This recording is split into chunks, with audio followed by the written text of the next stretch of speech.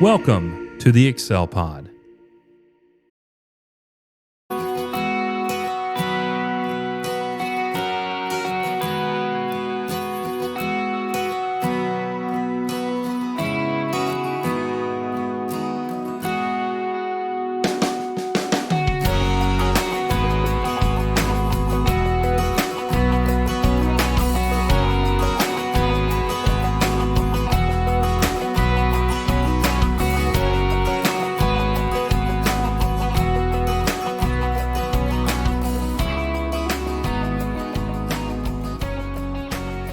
Welcome to the Untied podcast, where we unravel the knots of life with faith, wisdom, and encouragement, because together we're here to untie from tradition and embrace truth through powerful Bible teaching.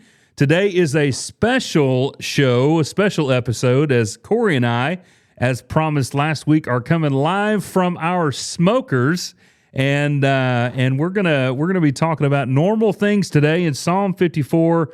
As we're looking at the blessed man. And so we're so happy that you have decided to join us today. We know that whenever you're hearing this, that it will be Thanksgiving. And so we are recording the Wednesday before Thanksgiving, and we're excited to have a good conversation before we get into our study this afternoon. But we pray that the Lord is blessing you in all that you do. We pray that you will have a wonderful Thanksgiving with your family or your loved ones.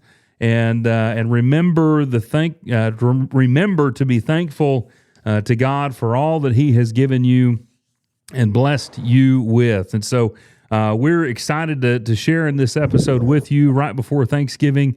Got a great show in store for you, and we're going to kick it off with this special episode with I guess a great intro, an actual real intro to one of our favorite parts of this show, and that is what's been cooking. So, Corey, let's see what's been cooking, my friend.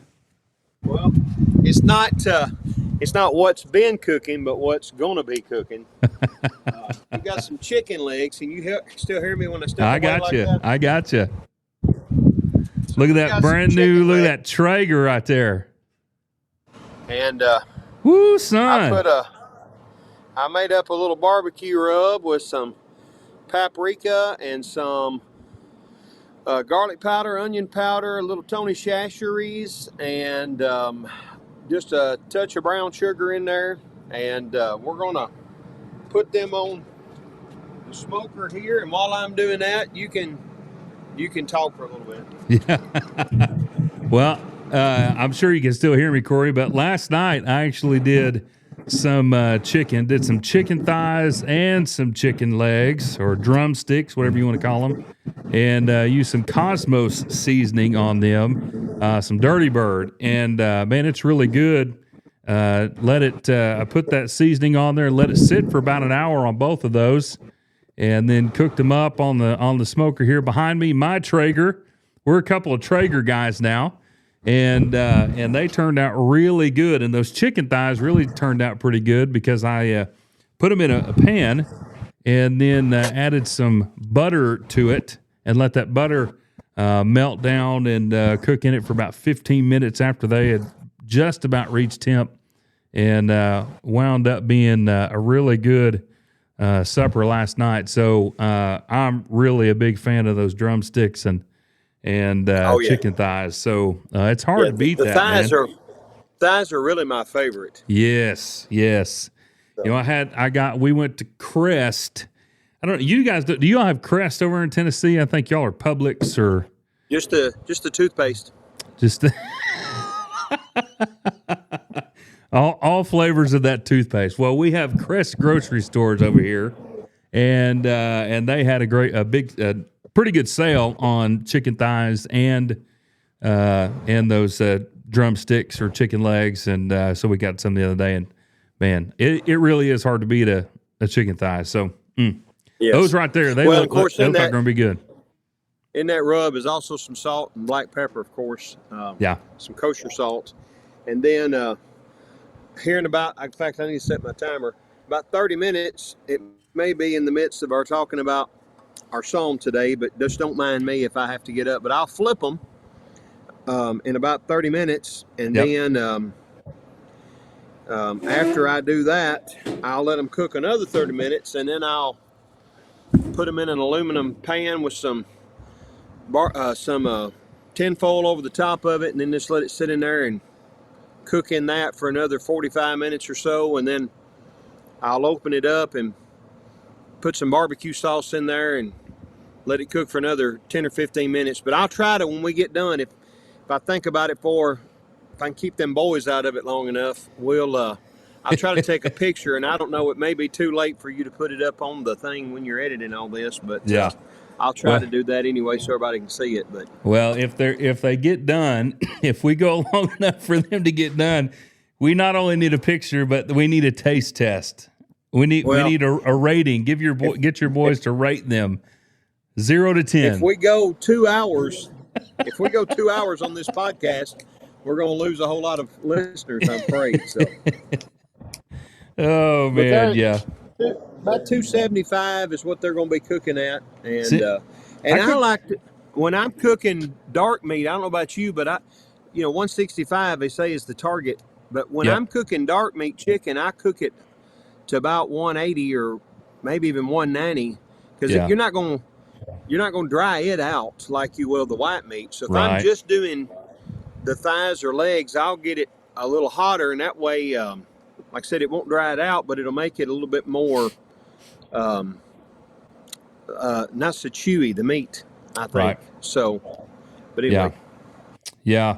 I got mine to 165, 168, and then I my chicken thighs, and then cooked them in butter for another 15 minutes or so, and they were about 175 to 178 whenever I took them off, and the drumsticks were about the same. They were about the same in bone, about 170, 175. The smaller ones, of course, get a little bit hotter. The bigger ones, but they all turned out really good. That really has turned out to be one of my favorite meals. Easy, tastes good every time. Woo. Yep. Yeah. I should have saved mine for yesterday. We've been cooking the same thing. That's right. Well, I had to cook something while we were live on the air, I thought. So yeah. Well, it only makes sense. I'm cooking ribs tomorrow. But I'm going to cook them at my grandmother's house for my in-laws, and then our Thanksgiving with my grandma is going to be on Friday. So I'm putting the turkey into brine today, but it won't quite be ready to smoke. But I will have something going here shortly. But man, we got two Thanksgivings tomorrow. So I'll early in the morning. I'll start the first one for lunch, and I'm doing a turkey and a ham for lunch, and then doing I got 2 slabs of ribs to put on there too. You inspired me, so that's right. And then when I'll start another one that will be for Mama's house, another turkey for tomorrow night. So I'll end up tomorrow. I'll have done 2 turkeys, a ham, and 2 slabs of ribs. So nice, and a partridge and a pear tree. Yeah, there you go. Well, I have 1 turkey, 1 ham, 2 slabs of rib. That's all I'm cooking for both. So I believe my father-in-law, he's frying a turkey. So yeah, that'll be good. Well, you can see, and hopefully go to the deer stand too. Yes, yeah. What I was fixing to say, you can see if you're watching us that we're not in our typical place in our offices. We are at the smoker. Both of us in front of our Traegers, and we have both been hunting this morning. In fact, I'll probably put this in about right now whenever I get this all edited and we put it out there. But me and my son Cohen, we sent a picture to Corey, and with thumbs up, giving a good luck, and then he sent one back with his boy Gannon, and so we have both been hunting this morning. And actually just got in from hunting and got everything set up to do this. So it's been a great morning. It was beautiful here Where we hunt, I should have taken a picture of it too, but very clear this morning, nice and cold. That sun came up, and it was just beautiful, just beautiful. So saw a couple of deer this morning. Cohen had a 10-point that came in front of him, a smaller 10-point, but it was just too dark for him to get a good bead on him, and then he had a nice 6, and everything else was turkey and coyote. We saw some of that going on, but no more deer this morning. We didn't see very much after that, so just one of those days. But I was just sure we were going to see a ton of them today because it's really the first cold morning hunt we've had. Yeah, and I know you said that was the same way with y'all too, but yeah. We saw a couple of smaller bucks and some doe, but there for the longest time. I think one time you texted me to see how we were doing. I told you we'd only seen one squirrel, and when you're not even seeing squirrel deer hunting, that's slow, you know. But the woods finally came to life, and I don't know. One of my favorite things out hunting, deer hunting this time of year is when you're sitting in the woods and there's crows on this side crowing, and there's a woodpecker over here, and the squirrels out here. You know, just all those sights and sounds of being in nature is just no place like it. You are away from it all. There's no deadlines. There's no problems. It's just peaceful. Yeah, that's probably one of my favorite things about deer hunting is, you know, you always like to get the big buck, and that's the big rush, and you love that. You create memories and all that, but just getting out, that's one of my favorite things. Just get out, go sit, and turn it all off. Yep. So, in fact, yesterday morning, I was sitting there, and all of a sudden I'm hearing this popping and you know, all this different noises around me. I look back, and there's about 15 turkeys behind me. So I stood up, and I'm taking video of turkey all around me, and just a bunch of hens. And it was funny. They were hopping on everything. I had no idea I was there. So that was a lot of fun. We saw them again this morning from a distance, but about 15 to 20 of them, all hens. Not a Jake or Tom with them. I don't know what the deal. Probably around somewhere. Do y'all have a fall turkey season in Oklahoma? We do. Okay. We do. We do too, but it ends in October, so. Yeah. We haven't done any turkey hunting this year. I used to turkey hunt a lot with my uncle, and then I turkey hunted a little bit, you know, when we, you know, later on in my 30s. But it's mainly just been deer hunting. Deer hunting has always been my favorite outside of quail. Quail hunting, I love to quail hunt, but as far as big game, so just haven't done as much of it in a while. But probably I definitely could at any time. But love to hunt just about anything, really. Yeah. Well, I don't usually fall turkey hunt, but just usually in the spring. Yeah. But I love turkey hunting. I used to like it a little bit more. We used to have, our season was earlier, and I believe in the Bible, so I don't like snakes because he says we're supposed to bruise their heads, and they're going to bruise our heels, you know. So used to the first couple of weekends, maybe the hunting wasn't as good, but the temperature was a lot more, you know, appropriate for not seeing snakes. And they moved it, which is really better for hunting. They moved it 2 weeks later, and it lasts 2 weeks longer. But it's hard for me to get in these bottoms whenever I know them no shoulders are out. Yeah, well, I'm not fond of them either. Oh, yeah. Not a snake person. I don't know why you would be a snake person. I just don't like them at all. But nope. I guess some people do. Nope. There's big rattlesnake hunts around here. Big ones. Lots of people. I could go along with the hunting them, but it's illegal in Tennessee to hunt them. But Is it? Well, it's not. yeah. Rattlesnake hunting is what it is. Yeah. And so, yeah, that's. We don't pretty big really right have here. rattlesnakes in West Tennessee much. I mean, every now and again you'll hear about somebody, but Middle Tennessee and East Tennessee has rattlers. But Yeah. mostly all we got to worry about around here is cottonmouths and copperheads. But we got enough of them to make up for everything else. So. Yeah. Well, I just try to stay away from them. That any kind of thing, I just try to stay away. That's me. Yeah. But And I'm okay if I can see it over yonder and identify it, and it's over there, and I'm over here, But it's when, you walk around a tree and there's one right there, or yep. you pick up something here in the yard and there's one laid up on. I shoot first and ask questions later, So. Yeah. I don't blame you. Oh man. Well, as we always say, this is our favorite time of year. Snakes start going away when it gets colder. Deer are out. Lots of good hunting.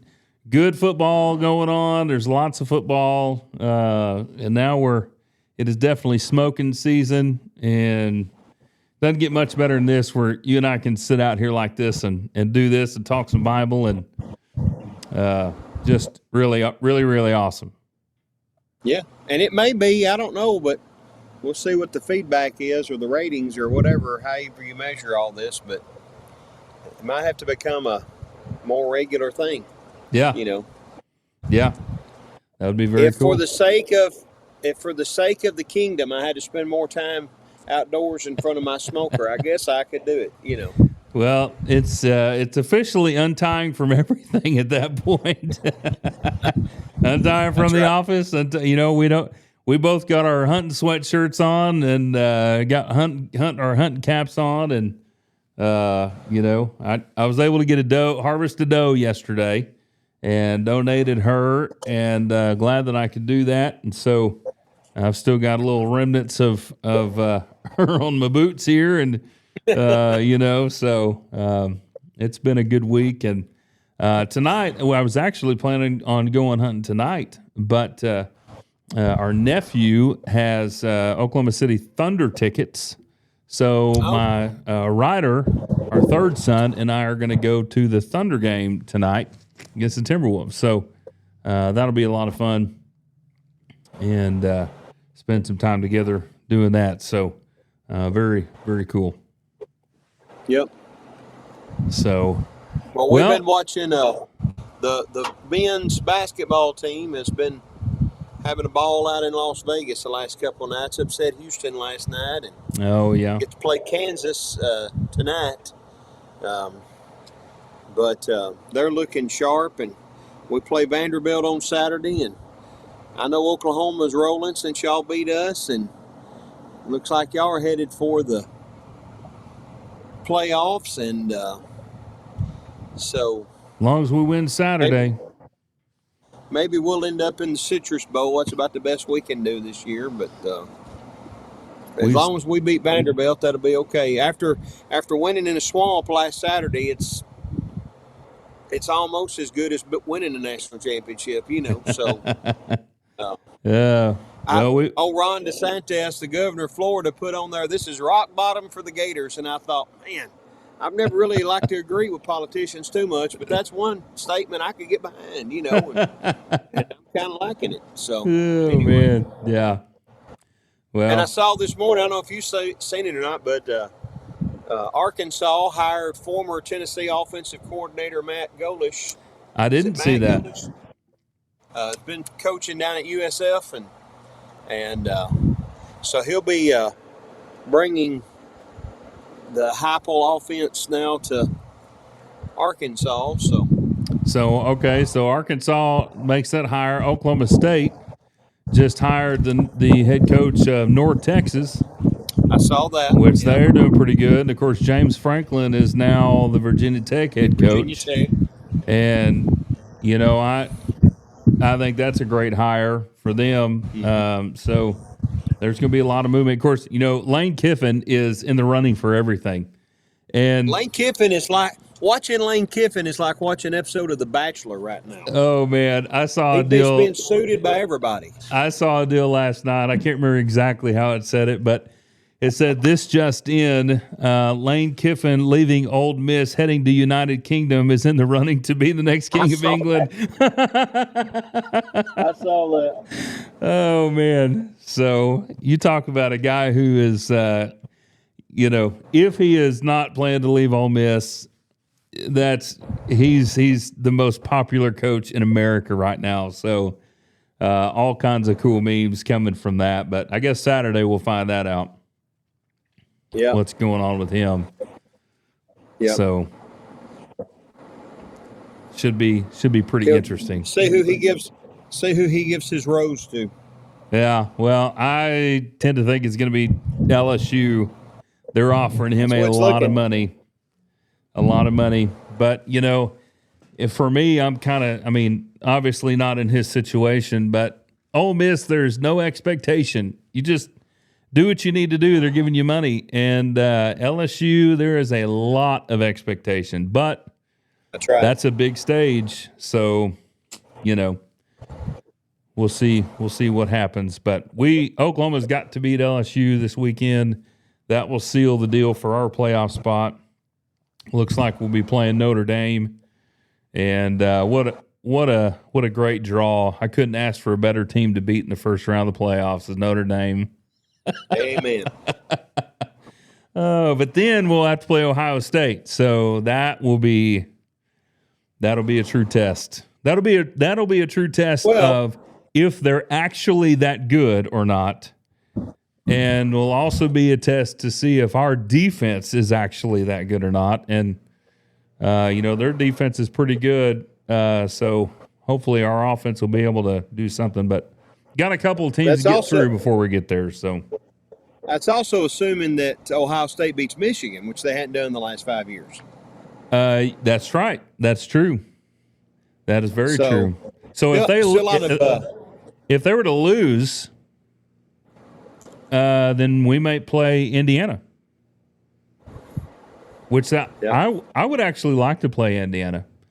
They're another team that need to see if they're any good or not. But then again, depending on how everything shakes out, like for example, you may not want to spend this much time on college football, but if you go down with all the distractions, could you see Mississippi State beating Ole Miss at home? I definitely could see that. I think that they will. Alabama playing Auburn at night. Yeah. Would it be totally unthinkable for Auburn to pull the upset? Nope. I think not. Georgia goes to the SEC championship game and loses. I mean, there's still some scenarios where Oklahoma could end up, raising maybe on that other ranks. side of that bracket and not having to maybe go to an Ohio State or whatever. But yeah, you just never know. That's very true. That is very true. Whatever is going to happen is going to be a pretty interesting situation, and we'll just have to see how it plays out. I think they've got a lot of stuff to figure out on how they put together that bracket, because I think there's some teams that might get on there this year, and probably will get on there in the next few years if they keep doing it how they're doing it. That probably could not beat anybody on that bracket yet because they have won their conference, have gotten a pass. So yep, we'll see. Particularly when they said before the year, what's going to matter is strength of schedule and that kind of thing, and it's not mattered one bit. Or A&M would be the number one team in the country right now. Yeah, now granted, A&M has played only the bottom half of the SEC. Yeah. But I'd take the bottom half of the SEC over the bottom half of some of these other conferences. And to go to Notre Dame and beat them, who else was it they beat? They beat somebody else that was highly ranked. I don't remember who it was now, but They've at remember. least played a couple of teams. Yeah. Yeah. Ohio State hasn't played anybody. Indiana hasn't played anybody. Really. Oregon. Yeah. And Oregon doesn't have a great schedule. Oklahoma, Alabama, Florida, their season hasn't turned out how they want, but they had a very tough schedule. So that should weigh in, but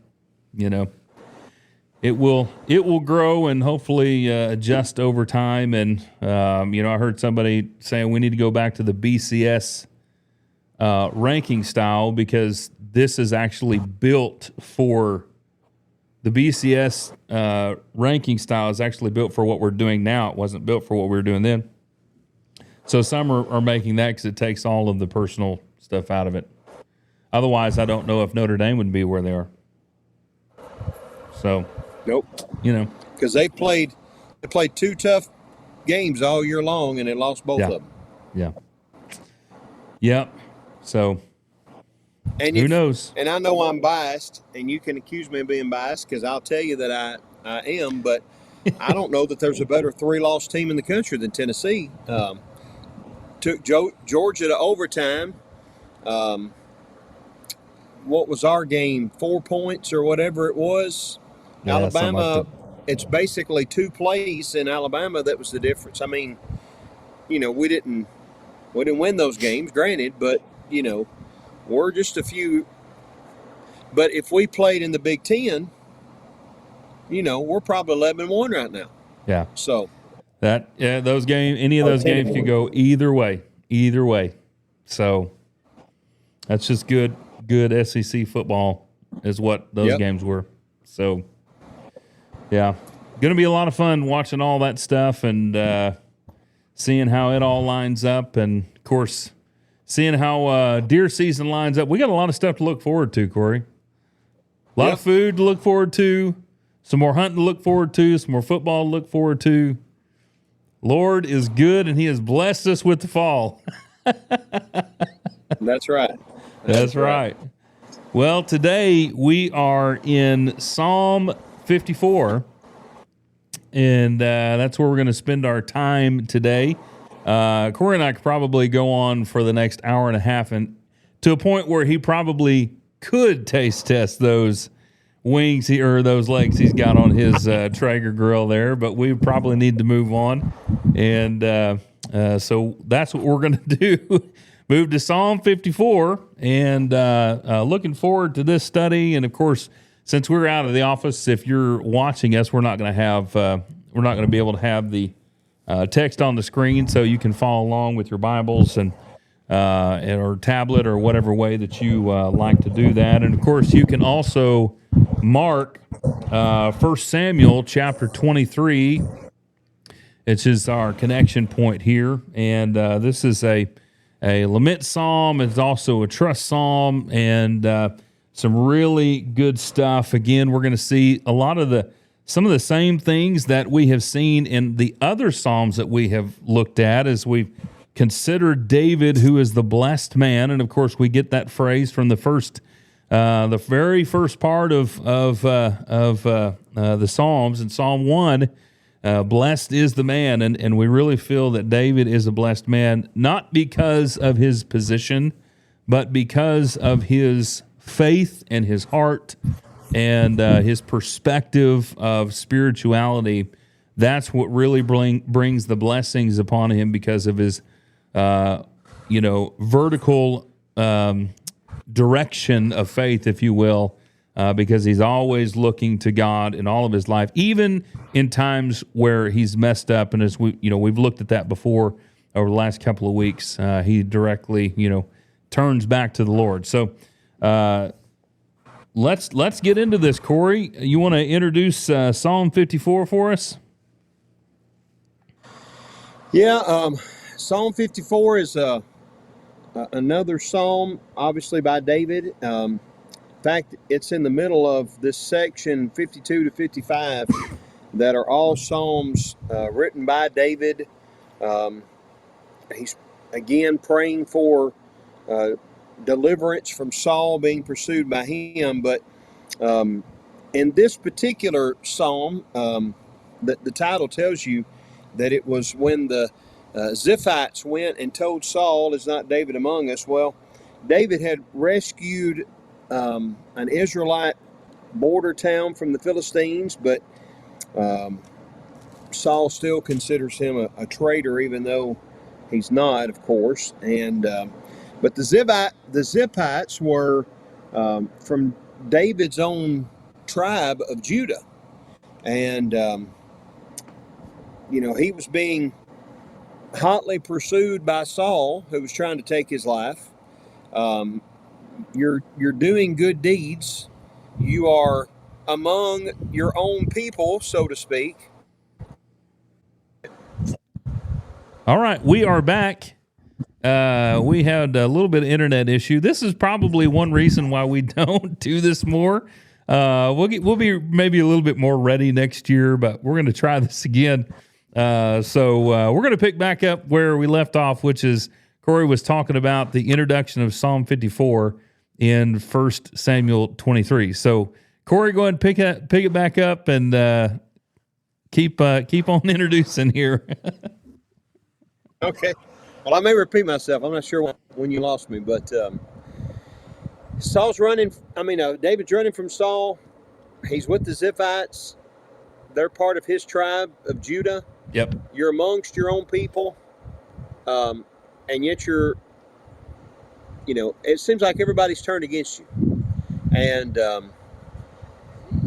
it just shows, again, the power of the Psalms. We've talked about this a bunch, that 1,000 years BC, 2025 AD, everywhere in between, people that you know and love sometimes will turn against you and talk badly about you and make accusations against you and, all kinds of things. And that happened with David, but it's one of the things that I love about all of the Psalms are powerful and all of them are wonderful, but the Psalms that we're studying this season are so wonderful because we can connect all of these directly to texts.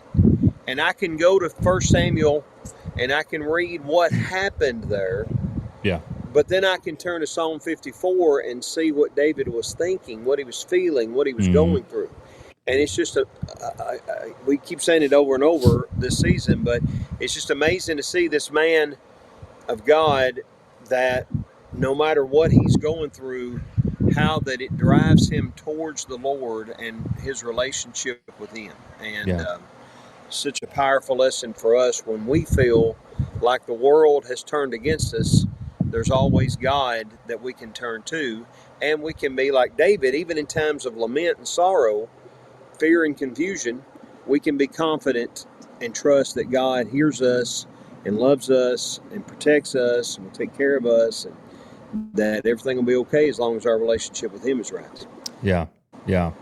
And while you're commenting on that, I need to turn the chicken legs. Turning the chicken. We've hit the 30-minute mark, so we're moving along pretty easily. Well, I'll look back and start us off in Psalm 54. Corey, I really love how this psalm begins by David saying, "Save me, O God, by your name, and vindicate me by your power. Hear my prayer, O God. Give ear to the words of my mouth, for strangers have risen against me, and violent men have sought my life. They have not set God before them. Behold, God is my helper. The Lord is the sustainer of my soul. He will recompense the evil to my foes. Destroy them in your faithfulness. Willingly I will sacrifice to you. I will give thanks to your name, O Lord, for it is good. For he has delivered me from all trouble, and my eye has looked with the satisfaction upon my enemies." I love how this starts. Only 7 verses to this psalm, but the very beginning words that David says is, "Save me, O God, by your name, and vindicate me by your power. Hear my prayer." How many times in our lives have we felt as people are very against us, and we feel like there's nowhere to run? It's almost like the relationship at this point between David and Saul is so interesting. Saul is a very jealous man of David. Saul has filled his heart with hatred, with anger, with so many things toward David, and David doesn't feel that way toward Saul. The love and appreciation that David feels for him is not reciprocated.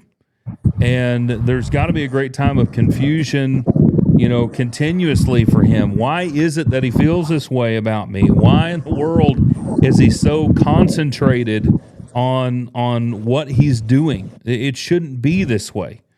So for him to be hunted down, that's a great feeling of I don't even know what that would feel like to be hunted by your enemies. They have one goal in mind. So being constantly on the run, to reach out to God during that time and just say, save me. Now for David, maybe that means a few different things, but he knows that God is the one ultimately who will save him. And I think that that's a very powerful thought for us in all times of trouble for our life. God, save me. I'm putting this in your hands. Whatever happens, I'm putting trust in you. And I think that's a very powerful start to a lament, a prayer, a petition to God for what's going on in his life. Yeah, and notice in the end of verse 1, he says to, or middle ways, I guess, he says, save me by your name. Yeah. One of the cool, it's a key word, name, in the Psalms, but one of the cool studies to do sometime is go through the book of Psalms and see what all that it says about God's name. Mm-hmm. His name, Yahweh, it's a name that represents glory and honor and power and strength, but it also represents a covenant relationship that he has with David and with all of his people. And but we think of like the name of God, praying in Jesus' name, for example. If the police are coming to your house and to arrest you, they knock on the door and say, open up in the name of the law or by the authority of the law. God is the one that's in control, and God is the one who has the authority. Saul thinks he's in control. David sometimes thought he was in control. But God is the one that has the authority and the power, and he's the one, and again, you can see that in the parallelism, the second half of verse 1, vindicate me by your might. Yeah. God's name is his strength. It's his power. It's his might. And because of that, oh God, hear my prayer and give ear to the words of my mouth, not just to listen to what I have. It's one thing to know that God listens to us, knows what we have to say, but he's not just like hearing the sound, he's responding to our prayers. And that's what he's asking him to do here. Right. To share his innermost feelings with him. One of the things, it's Thanksgiving, and so of course we have to work that into this. But I am really thankful that we have, I'm not going to say a God because that would mean more than one. We have the God, and the God cares about how you feel. He cares about what you're going through. He cares about the sorrow in your heart, the fear in your heart. And while in certain instances maybe he uses those things to help strengthen your faith and your perspective, to know that he is there and always wants to completely understand what you are trying to tell him is so, it's just something that I'm constantly in awe of, especially, in Romans chapter 8, Paul discusses the idea that, with that phrase, you can pray with groanings too deep for words. In other words, he can understand the things that you can't figure out how to say. How much of this, when David is praying, because this is not the only prayer that he's praying, how much of this is he trying to say, but he doesn't know how to say, and God is making sure that he understands how he feels. Now here he's of course speaking exactly what he needs to say, but those times they're going to be very up and very down as he's running, Fatigue has to play a role in that. The emotions have to play a role in that. He's really wanting to share his heart with this, and God truly does care about that. Yeah, and it's such a juxtaposition to verse 3 of, what it is that he's feeling, as much as God is with him and for him and listens to him and hears him and helps him. What's put him in this terrible situation? These strangers, he calls them. The word that's used there is either talking about foreigners, or it's talking about Israelites that had gone astray, and that's what it would be here, because he's talking about Saul and the Ziphites, right. But he describes them as ruthless men. Mm-hmm. They're violent, they're powerful, some translations say. These are men that are oppressing me. This is like, we sing the song, "Where could I go but to the Lord?" I really am backed up in a corner here, where it's even the people that should be for me the most are the ones that have turned against me. And I've got nowhere to turn to but God, because of how desperate my situation is here. Right. Yeah, and I was looking at a reference here to that last part of this. They have not set God before them. And there's a reference here to Psalm 36:1. Transgression speaks to the ungodly. Within his heart there is no fear of God before his eyes. This is, in understanding that this is, part of Israel, this is really the persona that Israel has taken on for a long time by this point. In the book of Judges, they did what was right in their own eyes. And when you do what's right in your own eyes, then you have turned away from God. You have not set God before yourself. Of course, this would be after, but, we see kings upon kings upon kings after David has already gone and passed. Solomon is gone and passed. Then under the reign of Rehoboam, onward, king after king after king does this very thing. And the book of Hosea would, demonstrate this. They basically, Hosea chapter 4, they had basically removed God from their life, and they had placed wooden idols in front of their eyes. And while that may not specifically be discussed here, they have put their own pride in front of themselves. Saul was supposed to be a man of God. He was supposed to do things in the right way. But ultimately, he was the idol of Israel. That's who they wanted. This is the guy. This is what he's supposed to look like, what he's supposed to sound like, what he's supposed to act like. And so essentially, he is their idol. And you kind of have this Hosea chapter 4 mentality going on here. And so they have not set God before their eyes. Well, who have they set before their eyes? Saul. He has become this godlike figure in their hearts and minds. And maybe you disagree with that, Corey. Maybe I'm way off, but it seems that while Saul is going on about this journey of power and justice in his own heart and mind, that it's his way or it's the highway. God has left him. God is now with David, and Saul is basically on a mission to justify his own kingship. And so his pride's in front of him, Saul's in front of the people, and now this is the result of what the people have become. Yeah, well, certainly they fear Saul more than they do God. Yeah, and it kind of David says that they're ruthless people and they're trying to destroy me. The reason is because they haven't put God before their own eyes. Okay, yeah.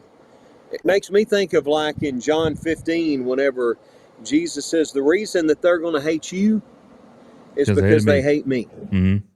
No, the reason that they hate David is because they don't fear God. Yeah.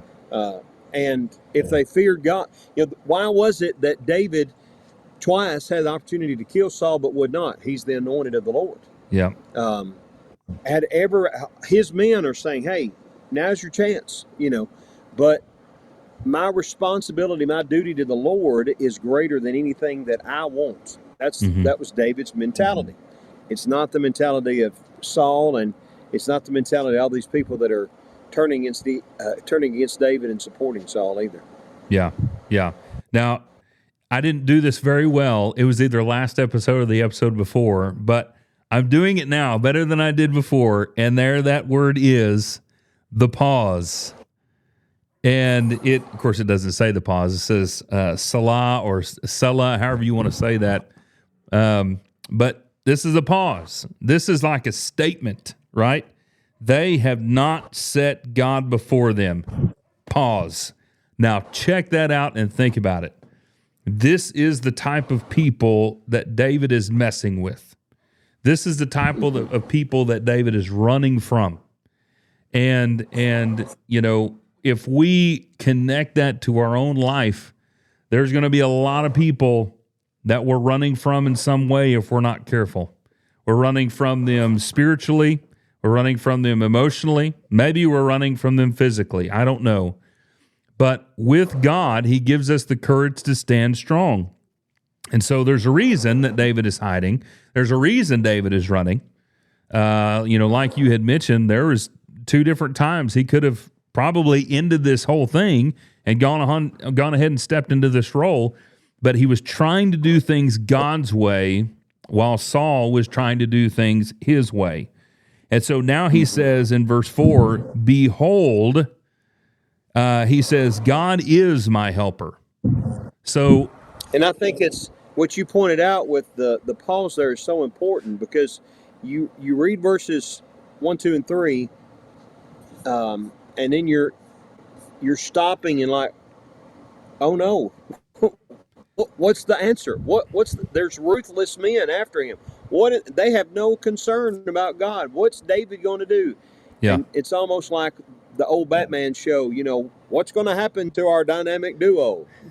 Tune in tomorrow, same about time. Yeah. And then verse 4, behold, pay attention to this. God, and I interrupted you there. You can go on, but it's never fear, God is here. Yeah. Yeah, and we should probably make some Untied t-shirts with that. Never fear, God is here. I think that would work. But I'm just going through here, and as we've done so far during this season, we have really highlighted the yous, the yours, the I's, the me's, all of those different words, and how we have a lot of different references to God outside of just his name. So verse 1, you have your name, your power, but then you have, and then you have the me's, right? Verse 1, save me, vindicate me. Verse 2, hear my prayer, O God, give ear to the words of my mouth. So again, all of this is through here. This is showing us again that the blessed man has a real relationship with God. And maybe that's the correlation that we have throughout this whole season that at least I've been trying to say in the best possible way. David had a real relationship with God. And a real relationship with God is one that can be upset with God, is one that can be happy with God, is the one that can be fearful of God, is the one that can be fearful with God, and everything else in between and all around. David has a real relationship, and in his times of joy or distress or struggle, it's a me and you type of relationship. He is completely relying on God, and I think that this is once again showing that the blessed man relies on God during every single part of his life. So after the pause, behold, God is my helper. The Lord is the sustainer of my soul. So this isn't a surface level relationship. This is an all-in kind of relationship. It is a deep feeling, a deep connection fellowship that David has with God, and I think that that's very important for us to consider. As he says in verse 5, he will recompense the evil to my foes, destroy them in your faithfulness. He's got full faith in the Lord that he can do whatever he wants to do, but no matter what happens to David, he's putting all his faith and trust in the Lord, and I think that is truly what the blessed man considers. Yeah, and he's not taking vengeance in his own hands. He's leaving it up to God to do that, which, again, is one of those things. In the Psalms, you have those imprecatory Psalms that sometimes confuse people, but in all of those imprecatory Psalms, it's not that David is trying to find an opportunity to take revenge for himself. He wants God to be victorious. And the reason is because, verse 5, he will return the evil to my enemies, put it into them because of their evil. He wants God to win. He wants God, righteousness from God to be what is triumphant, not the evil from men. And in the sovereignty of God, that's what needs to happen, David recognizes. Otherwise, it's going to cause others to not see the value in choosing righteousness over evil, and it's going to make it look like God isn't sovereign. So he's appealing to God, but his trust is and his confidence is God's going to take care of this. Again, we've said this before, but we'll say it again. It's not always in our time frame, our timeline that we want. It may not even be the way that we want, but ultimately, it may not even be in this life. But ultimately, God's going to He's going to even those accounts. He's going to if we continue in unrighteousness, unrepentant, then God's going to take care of that. He's going to punish those that are doing evil, and that's what David's asking him to do, and what he knows that he will do ultimately. Yeah. I love how he's going about saying these things. I mean, it's full reliance and understanding. Not everything I'm asking for may happen here. And, our relationships, and some of the things that you said, our relationships here with people that we worship with people that are in this world we work with, some are going to like us, some are not, some are going to be enemies of us, some are not, some are going to be, there's a lot of people that you're sitting there asking, why do they have what they have? Why are they able to do what they do? They are not good people. They're not, and there's so much negative around them.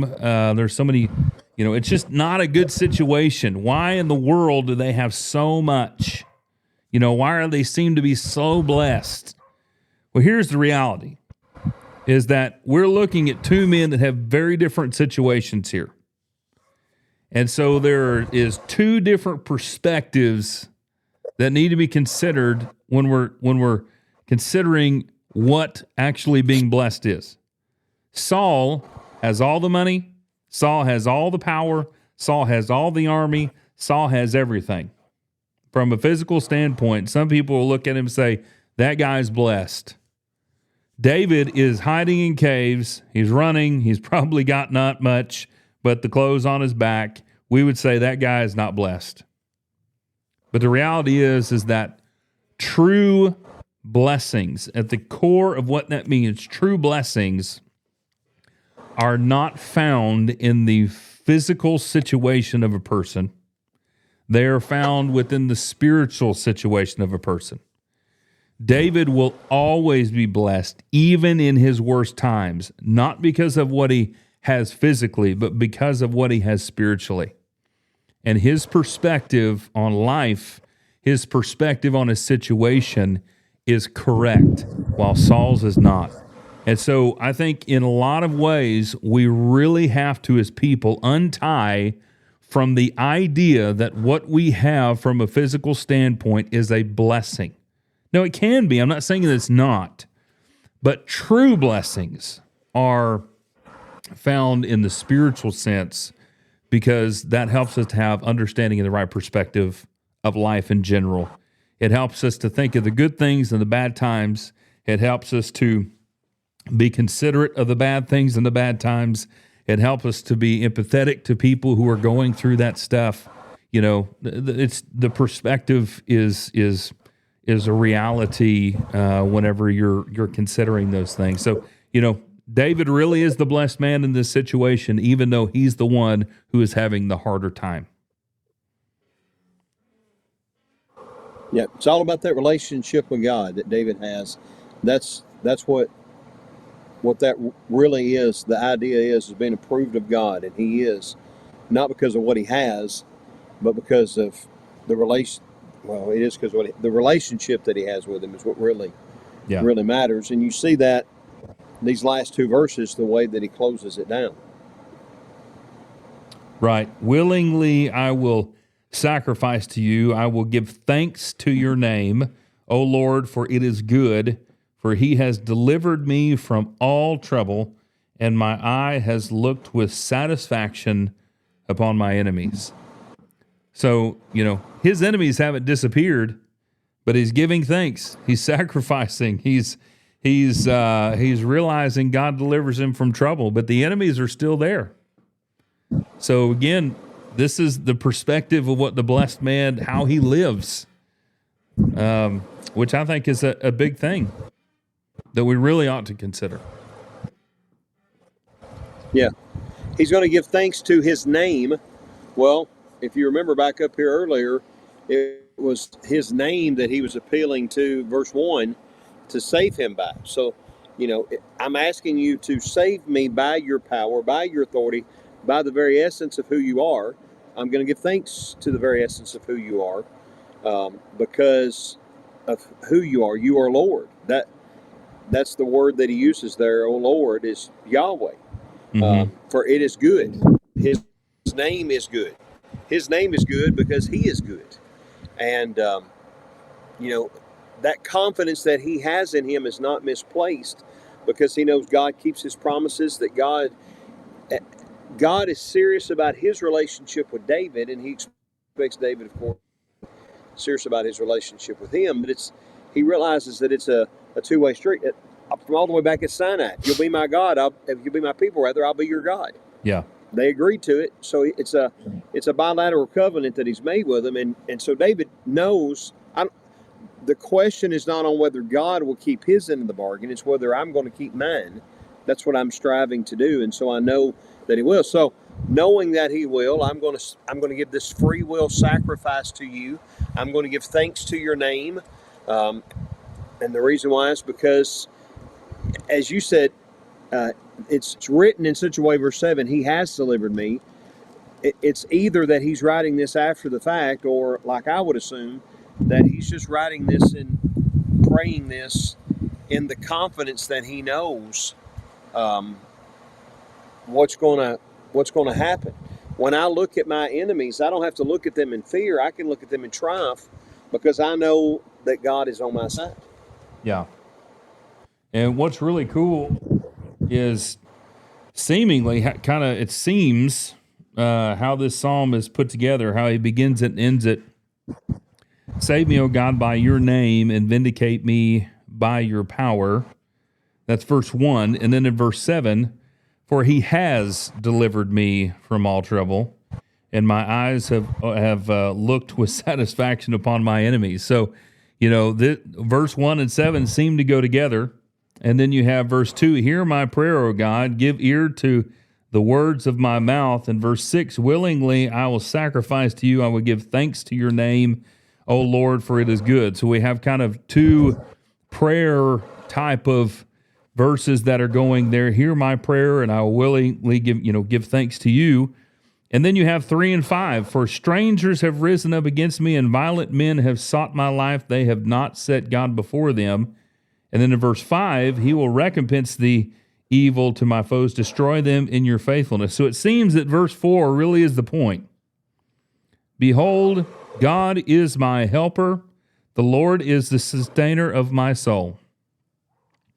So as I'm going through here, I'm sitting here going, seems like there's a beginning and end to every one of these verses. 1 and 7, 2 and 6, 3 and 5, and boom, number 4, that's the point. And so, that goes to, of course, the way that this is written, which is, a style of poetry, a style of song. And so that really, I think, is the point that Paul wants to get through. Yeah, and that verse 4, that's the middle of that whole thing, is right after the Selah. So you set all this up, and then the pause, here's the point. And because that's the point, then 5, 6, and 7 can be true.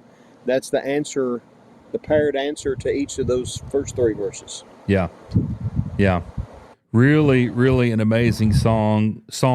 Of course, the subtitle says Prayer for Defense Against Enemies. And I think that's not only a defense, possibly physically, but definitely one spiritually and mentally, because the Lord really is where we find our strength, our comfort, our joy, and courage to be able to move on. I don't think it's by accident that, pulling from other texts, that God told Joshua, be strong and courageous so many times. Chapter 1, be strong and courageous over and over again. Well, he may not say that. At least I don't remember him saying that to David. If he does, I probably need to look that up. But the idea is always true, that David understands that idea, that he is and will always be strong and courageous with God, because he is my God. He's my helper. He's my sustainer. Saul's not. Israel's not. Nobody is except him. And again, that's the blessed man's point. That's what he hangs his hat on, if you will. That's right. So, well, another great psalm, Corey. I'm so thankful to be able to do this with you and to share in all of this with those who are tuning in with us or viewing us as we're sitting here in front of our Traegers, still in our hunting gear, talking some Bible. I mean, it just doesn't get any better than this. Learning from the Psalms and of course today, Psalm 54. So, Corey, do you have anything else you want to close with before we say adios to this episode? Happy Thanksgiving. That is it. That's it. Happy Thanksgiving. Happy hunting. Happy football watching. Happy eating. Just be happy, right? Don't worry, be happy. Don't worry. Hey, by the way, I thought about when I was looking for in my Bible Psalm 54, I thought about Car 54, Where Are You? I was singing Psalm 54, Where Are You? And I forgot to say this in the introduction because I asked you if you knew that, and you said you'd never heard of that show. I don't remember. I've only seen the reruns, but it's a comedy from about the maybe late 50s, early 60s. 2 police officers, one of which would go on after that to play Herman Munster in The Munsters. What's his name? Fred Dwyer. So, anyway, Car 54, where are you? And there's the song. That's right. Oh, now I know who Herman Munster is. I've seen that, but I don't remember ever seeing the other. So that will be some facts that you can remember, folks. Car 54. Look it up. Yeah. Yeah. And think about how thankful we should be for all of these old songs that, we can go back and make really bad references to and all of that. Oh, yes. That's the right perspective. Be thankful in all things, even for songs like that. Yep. Oh, man. Anyway. Well, we do hope that you have a wonderful, happy Thanksgiving. I'm always so happy to share our time, Corey, and we're grateful to be able to share our time with you who are tuning and watching this. And we hope that you will, of course, as always, like, share, subscribe, and follow to help this podcast grow, whether that is on YouTube or for Excel TV or any of the major podcasting platforms you are tuning in from, especially the Excel Pod Network. You can head over to excelstomore.net and check out the Excel Pod Network. Check out the family of podcasts there. We've got a great lineup of podcasts on there, and so we hope that you'll do that. But until next time, we do hope that you will have a great, happy Thanksgiving. Thank you for tuning in and joining us at our Traegers as Corey has been smoking some chicken. I'm sure next week we'll give you an update on how that turned out, which I'm sure it will be very good. But thank you for joining us, and we hope that, as always, you will continue on walking with God, grow spiritually in every way, and until next time, stay untied.